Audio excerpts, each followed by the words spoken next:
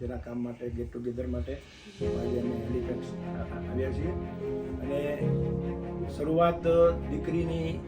2008માં મિતુલા અને અમૃતા એ બંને દીકરી જે અમારા સવાણી પરિવારની જ હતી અને એમના પપ્પા ઈશ્વરભાઈ છે એ પણ અમારા પરિવારના એક મેમ્બર હતા. લગ્નના 10 દિવસ પહેલાં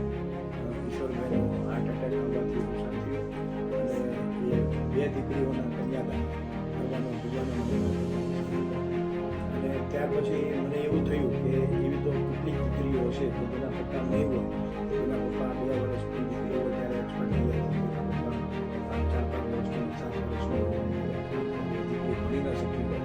દીકરીના મમ્મીએ કાળી મજૂરી કરીને દીકરીઓને મોટી કરી અને પછી ત્યારબાદ 2008થી 2 દીકરી, ત્યારબાદ અલગ અલગ જગ્યાએ એના પપ્પાનો દીકરીઓ